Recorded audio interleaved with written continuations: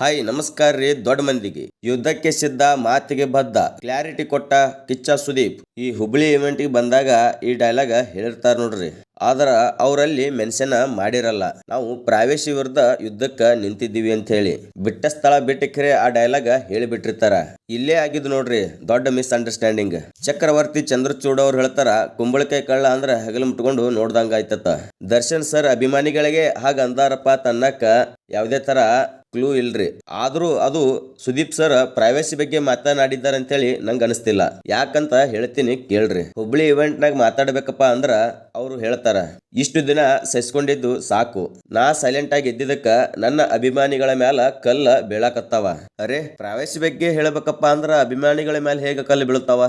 ಅವ್ರು ನಿಜವಾಗ್ಲೂ ಪ್ರೈವೇಸಿ ಬಗ್ಗೆ ಮಾತನಾಡಿದ್ರ ಈ ವರ್ಡ್ ಯೂಸ್ ಮಾಡ್ತಿದ್ದಿಲ್ರಿ. ಚಕ್ರವರ್ತಿ ಚಂದ್ರಚೂಡ್ ಆಗಿರ್ಬೋದು, ಸುದೀಪ್ ಸರ್ ಆಗಿರ್ಬೋದು, ಅವ್ರು ನಿನ್ನೆ ನ್ಯೂಸ್ ಚಾನಲ್ದವ್ರಿಗೆ ಕರೆದು ಕ್ಲಾರಿಟಿ ಕೊಟ್ಟಿದ್ದಾರ. ನಾ ಮಾತನಾಡಿದ್ದು ಪ್ರೈವೇಸಿ ಬಗ್ಗೆ. ನಮ್ಮ ಚಿತ್ರ ಪ್ರೈವೇಸಿ ಮಾಡಾಕ ಒಂದು ಟೀಮ್ ರೆಡಿ ಆಗಿ ಕುಂತದ. ಸೊ ಹಾಗಾಗಿ ನಾವು ಆ ಯುದ್ಧಕ್ಕೆ ಸಿದ್ಧ ಅಂತ ನಾ ಹೇಳಿದ್ದು ಅಂತೇಳಿ ಸುದೀಪ್ ಅವರು ನಿನ್ನೆ ಹೇಳಿದ್ದಾರೆ ನೋಡ್ರಿ. ಸುದೀಪ್ ಅವರು ಇನ್ನೊಂದು ಟ್ವೀಟ್ ಮಾಡಿದಾರ್ರಿ, ಡ್ಯಾಶ್ ಇಟ್ಕೆರೆ ಆಲ್ ಸೆಟ್ ಅಂತೇಳಿ. ಇದು ಅವರು ಪ್ರೈವೇಸಿ ಬಗ್ಗೆನೆ ಆ ತರ ಬರ್ದಿದ್ರೆ ಓಕೆ, ಬಟ್ ಆ ಬಿಟ್ಟ ಸ್ಥಳ ಬಿಡಾಕತ್ತಾರಲ್ಲ, ಯಾರು ಬೇಕಾದವ್ರು ತುಂಬ್ಕೋರಿ ಅಂತ ಹೇಳ್ಕರೆ ಅದು ಯಾಕೋ ಇವರು ಬೇಕು ಅಂತಾನೆ ಮಾಡಾಕತ್ತಾರ ಅಂತೇಳಿ ನಂಗೆ ಫೀಲ್ ಆಗೈತಿ. ಆಕ್ಚುಲಿ ಸುದೀಪ್ ಸರ್ ಡೈರೆಕ್ಟ್ ಹೆಸರು ತೊಗೊಂಡೆ ಮಾತಾಡ್ತಾರ. ದರ್ಶನ್ ಅವ್ರ ಬಗ್ಗೆನೆ ದರ್ಶನ್ ಅಂತ ಹೆಸರು ತಗೊಂಡು ಎಷ್ಟು ಸಲ ಮಾತನಾಡಿದ್ದಾರ.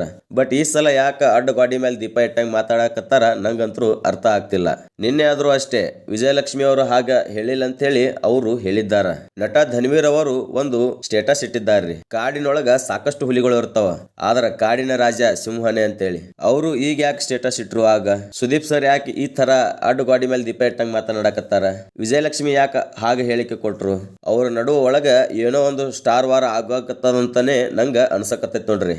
ನೆಗೆಟಿವ್ ಆರ್ ಪಾಸಿಟಿವ್ ಮೂವಿ ಮಾತ್ರ ಟ್ರೆಂಡಿಂಗ್ ನಾಗ ಅದ ನೋಡ್ರಿ. ಮಾರ್ಕ್ ಚಿತ್ರ ಎಲ್ಲಾ ಹೀರೋಗಳ ಅಭಿಮಾನಿಗಳಲ್ಲಿ ನಾ ಏನ್ ಕೇಳ್ತೀನಪ್ಪ ಅಂದ್ರ, ಸ್ಟಾರ್ ವಾರ್ ಬೇಡ ನಮಗ, ಫ್ಯಾನ್ಸ್ ವಾರು ಬೇಡ ನಮಗ ಬೇಕಾಗಿರೋದು ಕನ್ನಡಕ್ಕ ಒಳ್ಳೆ ಚಿತ್ರಗಳು. ಬೇರೆ ಭಾಷೆಗಳ ಚಿತ್ರಗಳು ಬಂದು ದುಡ್ಡು ಮಾಡ್ಕೊಂಡು ಹೋಗುದ್ರಾಗ ಏನೈತಿ? ನಮ್ಮ ಭಾಷೆಯ ನಮ್ಮ ನಟರ ಚಿತ್ರಗಳೇ ಬಂದು ದುಡ್ಡು ಮಾಡ್ಕೊಳ್ಳಲ್ಲ. ಸ್ಯಾಂಡಲ್ ವುಡ್ ನಲ್ಲಿ ಒಗ್ಗಟ್ಟು ಇಲ್ಲ ಅನ್ನೋದು 100% ನಿಜ. ಅದು ಇವಾಗಂತರೂ ಡಿವೈಡ್ ಆಗಿ ಕಾಣಕತ್ತೈತಿ. ಸುದೀಪ್ ಸರ್ ಬಳಗ ಒಂದ್ ಸೈಡ್ ಆದ್ರ ದರ್ಶನ್ ಸರ್ ಬಳಗ ಇನ್ನೊಂದ್ ಸೈಡ್. ಕ್ಲಿಯರ್ ಓಪನ್ ಆಗಿ ಕಾಣಕತ್ತೈತಿ ಇವ್ರ ನಡು ಆಗಿ ಬರಲ್ಲ ಅಂತ ಹೇಳ್ಕಿರಿ. ಅದಕ್ಕ ಕುಮ್ಮಕ್ಕ ಕೂಡ ಹಾಗ ಇವ್ರು ಟ್ವೀಟ್ ಗಳಾಗಿರ್ಬೋದು, ಇವ್ರ ಸ್ಪೀಚ್ ಗಳಾಗಿರ್ಬೋದು, ಅದೆಲ್ಲ ಓಪನ್ ಆಗಿ ಮಾತನಾಡಕತ್ತಾರ. ಅದಕ್ಕೆ ಬೇರೆ ಬಣ್ಣ ತುಂಬಾಕತ್ತಾರ್ರಿ. ಇಂಥದನ್ನೇ ಕಾಯ್ಕೊಂಡು ಕೂತಿರ್ತಾರ ನ್ಯೂಸ್ ಚಾನಲ್ದವ್ರು. ಸ್ವಲ್ಪ ಸಿಕ್ಕರ್ ಸಾಕು 8 ದಿನ ಜಗ್ತಾರ ಅವರು. ಸ್ಟಾರ್ ವಾರ ಬಗ್ಗೆ ಮಾತನಾಡೋಷ್ಟು ನಾವು ದೊಡ್ಡವರಲ್ಲ. ಸ್ಟಾರ್ ವಾರ, ಫ್ಯಾನ್ ವಾರ ಬಿಟ್ಟಾಕ್ರಿ. ಇದೇ ಡಿಸೆಂಬರ್ 25ಕ್ಕ 45 ಮತ್ತು ಮಾರ್ಕ್ ಚಿತ್ರ ರಿಲೀಸ್ ಆಗಕತ್ತಾವ. ನಿಮಗೆ ಯಾವ್ದು ಮೂವಿ ನೋಡ್ಬೇಕು ಅನ್ಸುತ್ತಾ ಅದು ಹೋಗಿ ನೋಡ್ರಿ. ಬೇರೆ ಮೂವಿ ಬಗ್ಗೆ ಅಪಪ್ರಚಾರ ಬೇಡ ಅನ್ನೋದು ನನ್ನ ಅಭಿಪ್ರಾಯ. ಈ ವಿಷಯಕ್ಕೆ ಸಂಬಂಧಪಟ್ಟಂಗ ನಿಮಗೆ ಏನ್ ಅನ್ಸುತ್ತೆ ಎಂಬುದು ಕಮೆಂಟ್ ಮಾಡಿ ತಿಳಿಸ್ರಿ. ಈ ವಿಡಿಯೋ ನಿಮಗೆ ಇಷ್ಟ ಆದ್ರ ಒಂದು ಲೈಕ್ ಕೊಡ್ರಿ. ಇನ್ನ ನಮ್ಮ ಯೂಟ್ಯೂಬ್ ಚಾನಲ್ ಯಾರು ಸಬ್ಸ್ಕ್ರೈಬ್ ಮಾಡ್ಕೊಂಡಿಲ್ಲ ಸಬ್ಸ್ಕ್ರೈಬ್ ಮಾಡ್ಕೋರಿ. ಹಾಗೆ ಬೆಲ್ ಐಕಾನ್ ಮೇಲೆ ಒತ್ತೋದು ಮರಿಬೇಡ್ರಿ. ಮತ್ತೆ ಸಿಗೋನು ಮುಂದಿನ ವಿಡಿಯೋದಲ್ಲಿ. ಧನ್ಯವಾದ.